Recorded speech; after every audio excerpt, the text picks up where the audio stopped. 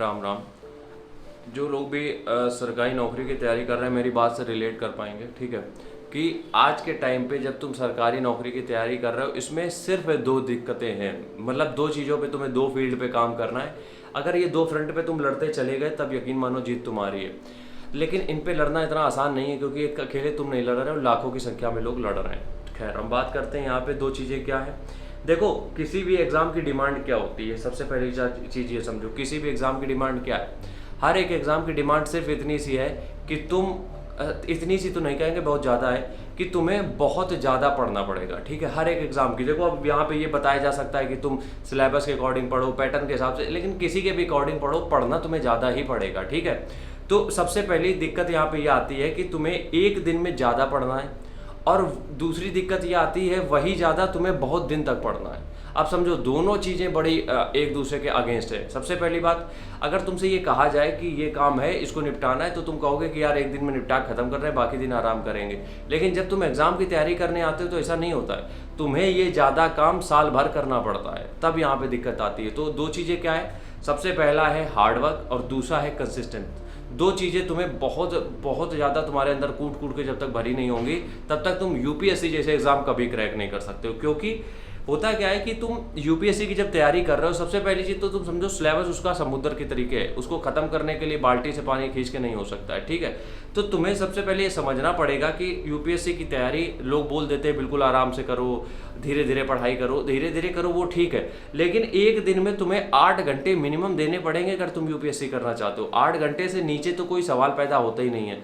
और 24 घंटे में 8 घंटे आज के टाइम पे पढ़ना लोगों के लिए बहुत मुश्किल है, क्योंकि इंटरटेनमेंट के जरिए उनके पास आसपास फैले पड़े हैं, हर तरीके से इंटरटेनमेंट उनके पास मौजूद है, और इस कंडीशन में 8 घंटे उनको बैठना थोड़ा सा मुश्किल लगता है। तो पहली चीज़ तो यही है कि डेली बेसिस पे जो इतना सारा पढ़ना पड़ रहा है, वही एक सबसे बड़ा दर्द है।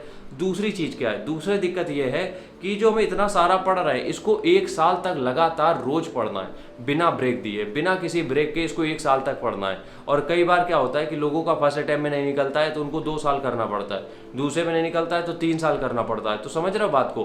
कहने का मतलब यार यहाँ पे ये है कि ये जितनी भी तुम चीज़ें देखते हो, जो लोग आसानी से बता देते हैं कि मेरा एग्ज़ाम 2 साल की तैयारी में हो गया, उनसे पूछो जाके वो डेली बेसिस पे क्या कर रहे थे।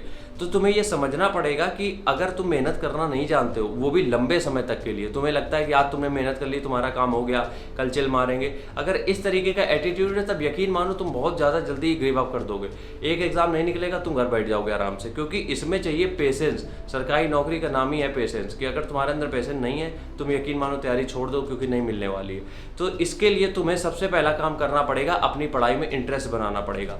और इंटरेस्ट के लिए हम हमेशा कहते हैं कि वन लाइनर वाली चीज़ें छोड़ दो, जिसमें भी एक लाइन को दूसरी लाइन से तुम रिलेट ना कर पा रहे हो, वो पढ़ाई छोड़ दो। अगर तुम सिर्फ रट्टा मार रहे हो, ये छोड़ दो, क्योंकि ये तुम एक दिन कर लोगे, 2 दिन कर लोगे, तीसरे दिन तुम बोर होकर रख दोगे। जबकि इसके अलग तुम क्या कर सकते हो, कहानियों के तरीके चीज़ों को ले सकते हो। जैसे कि साइंस हो गया, साइंस तो नहीं, हिस्ट्री हो गया, ज्योग्राफी हो गया, इसमें तुम जब एनसीईआरटी पढ़ते हो तो तुम्हें कहानियों के तरीके मिलता है, तो तुम्हारा इंटरेस्ट बनता रहेगा उसमें।